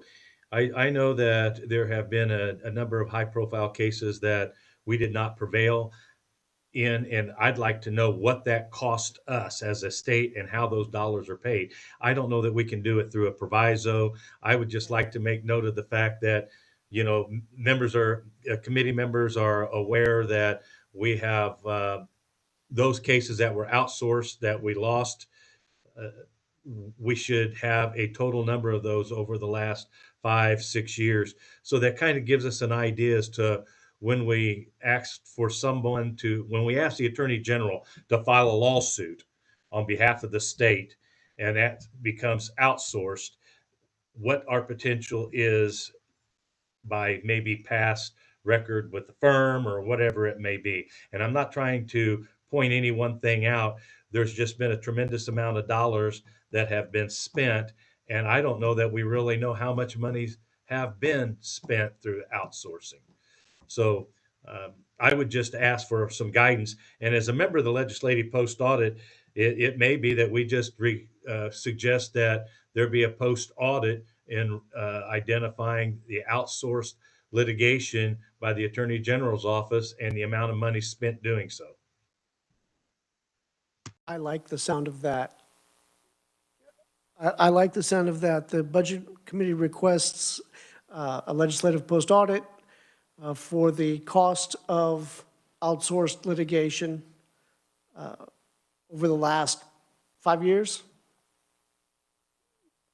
Yes, 6 Mr. years? Chairman, and actually, if we should choose to and I would say we would recommend, highly recommend, or suggest, however you want to pose that. We can go 5 years, we can go 6 years. Most of these cases take a while, so I'm not trying to catch one or lose one. I'm just trying to get a handle on. We do a 3-year budget cycle, but I do know that litigation sometimes takes longer than that. So I just really like to get an idea so that as we work through this budget in the future, we have a better understanding of what the needs are for contractual services. All right. And Analyst Hull, this is really going to kind of fall in your lap. Do you have any recommended phrasing on that? I think that the recommendation for legislative post audit to consider an audit on the cost of outsourcing litigation would be sufficient. I think the committee just needs to let me know what the time frame would be on that. So you mentioned over 5 years, or we can leave it general as well. We don't want this thing taking, going back to the Robinson administration. So we could just say 5 years. I think that would be appropriate. All right, Representative Wagner, did you have a question? No, I was going to comment to Representative Burrows. I mean, one of the things I have requested from the staff is what this 406, 410 report for the different agencies, which does have a better breakdown than what we get otherwise. And it does have under the Attorney General, under the code 52700 fees, professional services, which I mean, it's a big ticket item. It was like 2.186 million in fiscal year 2020, 1.879 and 1.859 going forward.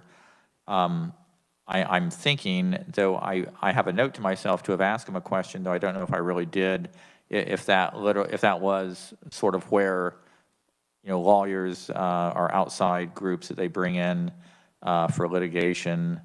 But I think there's a way to track that. I think, and that might be where it is. And Eric Montgomery is nodding that that's exactly where it is. Eric, go ahead.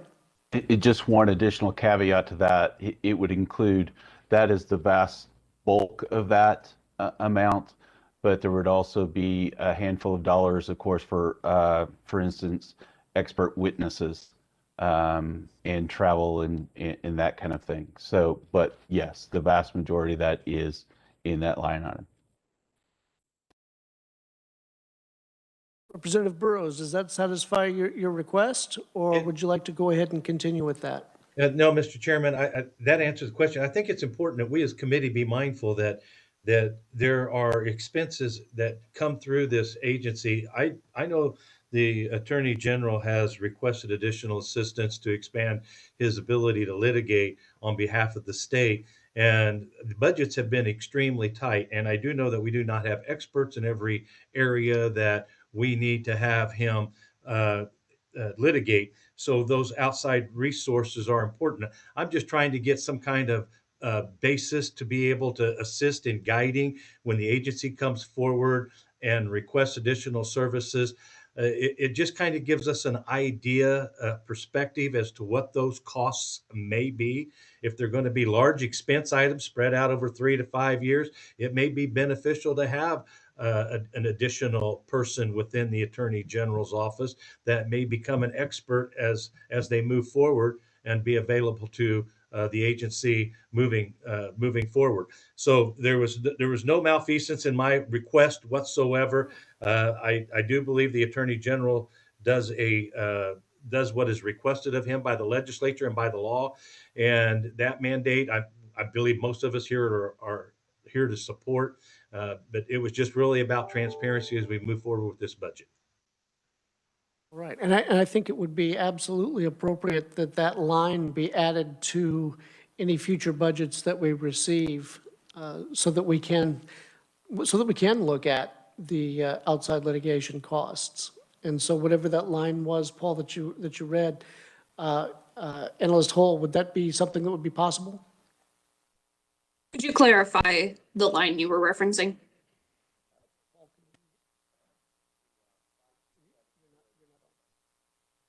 It's the 52700, the fees, professional services.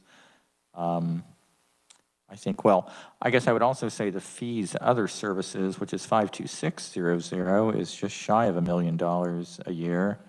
And maybe that also is related to outside litigators or services.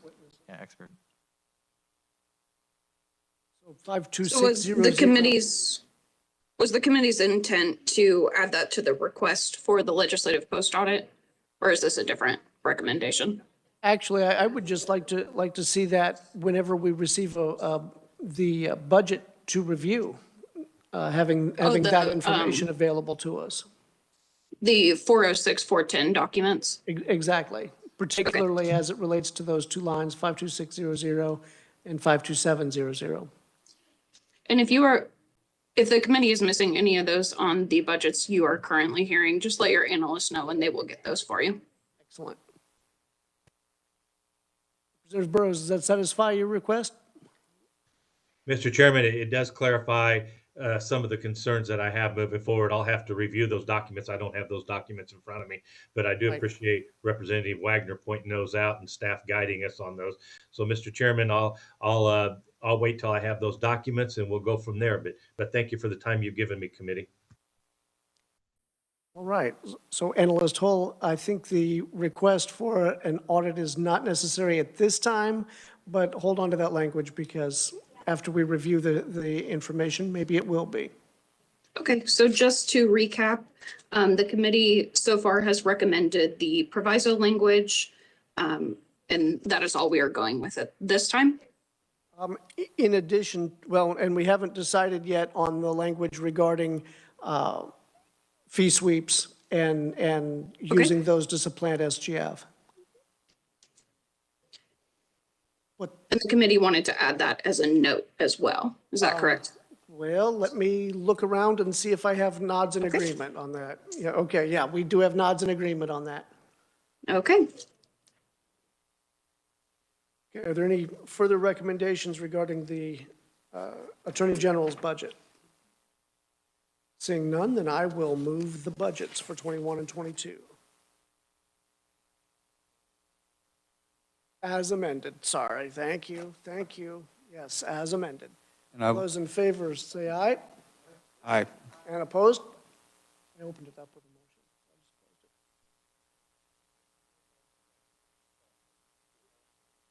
The governor's request, although with some other language to include the funding for the suicide app and so forth. All right, let's turn to Kansas Lottery. As you'll recall, committee, that one was entirely fee-funded. And the major expenditures came from buying more lottery vending machines. That was the same for both 21 and 22.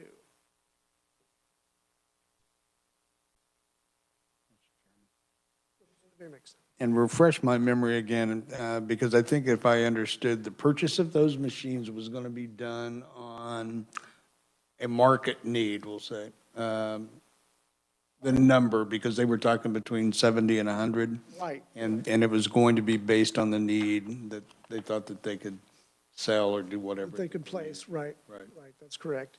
Yeah, it's kind of a broad number, 70 to 100. But I think part of the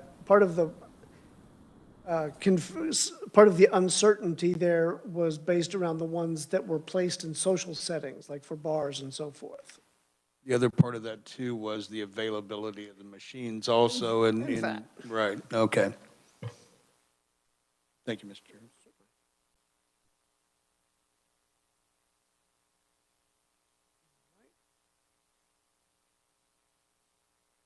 Someone else want to make a motion? Yes. Representative Wagner. Again, just on your opening sheet, of course, you have a distinctive difference between the agency and the governor's requests. The governor has 90 full-time positions and the agency has 95. My memory was that the agency wanted to keep those positions in the event that we had like sports wagering legislation passed. I guess, I mean, I would tend to go with the cheaper number from the governor, thinking that if we did pass sports wagering, that then would that not, you know, in the fiscal note for that, would there not be some sort of allocation or? It wouldn't automatically. But it could. It could. Okay. If we wanted to. My guess is that when the bill is drafted, it does not include an increase in FTE. It just grants the ability to create sports book and so forth. Because that's just how legislation is written usually. Then we come back and clean up the FTE requirements for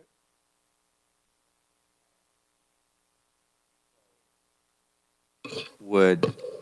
Would going with the governor's request versus the agencies, would that somehow preclude, you know, some esports type thing? It wouldn't, would it? I mean, again, I'm new enough here that I'm not quite sure how that would work, but I would think that, is there not always, you know, it's gonna, estimated cost is $325,000 of administrative fees or something, and then it just becomes part of what's added on to the budget from the legislative process? My guess is that it would be implemented either way, but personally, I would be more comfortable going forward with the agency request of 95 FTEs, and then if those aren't, you know, if those aren't filled by next year with sports book, then we could look at reducing them then. That would be my thought.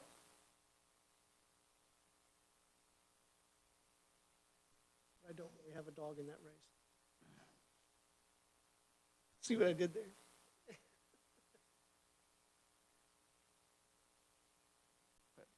Okay, can I just come back? Sure. I mean, fiscal year 2021 ends at the end of June, right? Correct. I mean, we're in it right now. And so if they haven't already filled the positions, I'm a little, I mean, I could see it for 2022 maybe, but I wouldn't understand it for 2021. And you're correct, that sportsbook wouldn't even, if that's the need for the additional 5 employees, it wouldn't be implemented until after June 1st anyway. Or July 1st, rather.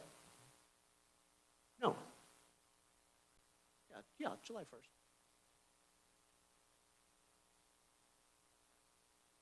Well, in light of that, then, I will move the governor's recommendation for the Kansas Lottery for 2021 and the agency recommendation for 2022. Do I have a second? Seconded by Representative Anderson in discussion.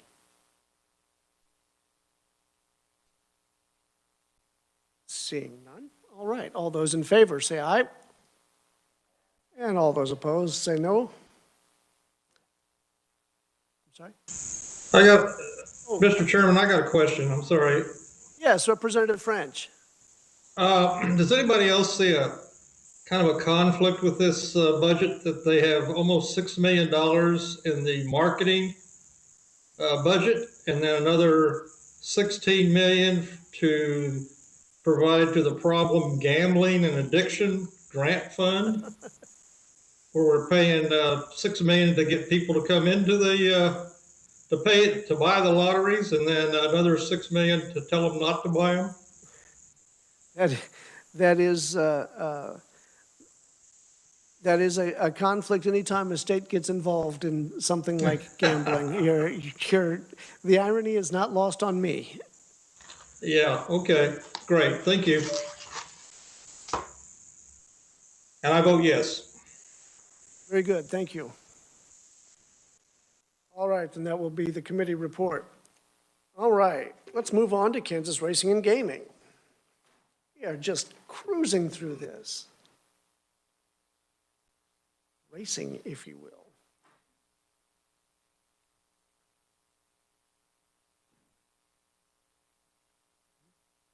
Thank you very much. It did, I was a little slow on it too.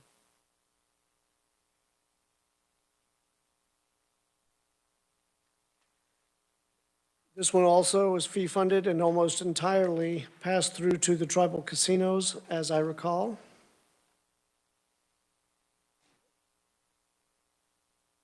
There was a shrinkage change from 5 to 10%, and then from 10 to 5%, which was, I found odd. But the agency seemed to have no problem with it.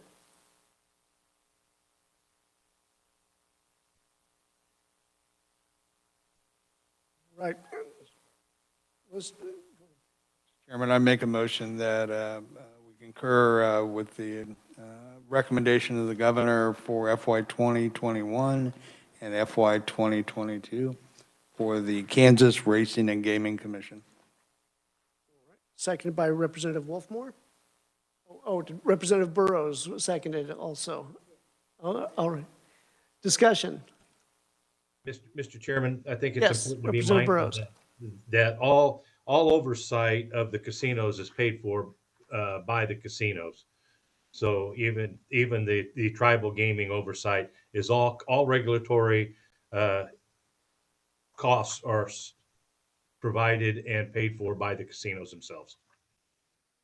No SGF. Very good, correct, yes. This is entirely, even the agency is entirely fee-funded. All right, any further discussion? Mr. Chairman. Yes, Representative French. Another one of these questions of organization. Does anybody else, or can somebody explain to me why we have two different organizations in charge of gaming? One lottery and one racing and gaming? Seems like we could save some overhead if we had all those under one agency. In theory, that's true. I think Representative Burrows will be able to explain this better, but the two came into existence at different times. And so the casinos were one animal, and then the lottery was another animal. And so they were developed as two agencies that really do kind of interoperate to a degree. But Tom, would you like, or Representative Burrows, would you like to speak to this? Mr. Chairman, you're absolutely correct. If we used to have racing in Kansas also, and that's why we had a regulatory body that oversaw the racing industry in conjunction to the lottery having been in place. Prior to that, the state lottery owns the gaming rights to the gaming industry. And so the fact that we have those two entities, that separation was somewhat necessary. So you're absolutely right. We had three functions. We had the lottery, racing, and the new one was gaming. Doesn't it make sense for all of them to be under one agency? Mr. French, that would be a discussion probably for the industry itself. There's different functions provided by each one. Oversight is a little bit more unique in each industry. The lottery has deals with security in reference to our IT and our distributors. The racing is no longer functional, but it is still there, written in the books. And the gaming industry was written through the contracts of the gaming contracts. The tribal gaming was with all four compacts by the state years ago. So there is a difference as to why we have those differences and experts in each field. Okay, thank you. All right, now, I also, and by the way, if I have anything to say about it, we'll get racing back going in Kansas. Stephen Durrell is also just chomping at the bit to join in. Well, I just thought I would try to help, Mr. Chairman. Job duties of both the lottery and the KRGC are very different. As Representative Burrows mentioned, the lottery is the owner-operator under the state, from the state standpoint of how casino-style gaming in the state, for the state-run casinos operates. Doesn't have anything to do with the travel casinos, but with regard to how the 4 casinos in the Northeast, South Central, Southeast, and Southwest gaming zones operate. That has to do with that is owned and operated by the lottery. And so in an owner operator capacity, there are decisions that have to be made by the state through the lottery on how to maximize revenue and any other things that a traditional business would make decisions on. The KRG function is they are a regulatory body of the casinos themselves. So that they regulate the casino managers to make sure that they are following proper internal control standards, that they are doing the money draws correctly. So the idea is that you can't, there might be a problem in having the regulatory function and the owner operator function under the same roof. There just is too much inherent conflict there. One should be able to do the job of an effective regulator and not have to worry about the issue of maximizing revenue and vice versa. So that's why they're under separate agencies. And Representative Burrows is correct. It just sort of spawned its way out of lottery being a business that's owned by the state, KRGC being a regulatory agency that was originally designed for racing and then gaming, and so now casino gaming, and that's how it sort of originated. And then of course we have the state gaming agency, which is of course responsible for dealing with the tribal agents or for the tribal casino. So that's why they are separate and equal entities. So. Hey, thank you very much for that. That really does provide some clarity, because I was going to set up a meeting and talk about what it would take to get the two together. But by golly, that would not be, excuse me, that would not be a good idea to have the regulatory body and the marketing department in the same roof. I can see how that could be a problem. Yeah, it's sort of an inherent issue that I think that the state originally, when it designed the Expanded Lottery Act, was right to do to avoid, they're just separate interests here. And we work very closely and have a great relationship with the KRGC, but there are occasionally times where the casino managers through us ask us, we're having issues with some sort of the regulatory functions. We don't understand why it is we're being asked to do this. And there is a little bit of friction there occasionally, but we have a great relationship with them, but they are completely separate job duties, throughout the course of the Expanded Lottery Act. That is helpful. Thank you very much. Pleasure. Does that answer your question, Representative French? Well, I'll accept it for what it is. I still think that gaming is gaming, but it is what it is, and I'll let it go with that. All right, very good. All right, committee, I think it's been moved and seconded for to move the racing and gaming budget for 2021 and 2022. Is there any further discussion? Representative Wagner. Okay, you have a fair amount of difference between the agency estimate and the governor's recommendation. So which one are you looking at recommending? Yeah, he said the governor's recommendation. Okay. Yeah.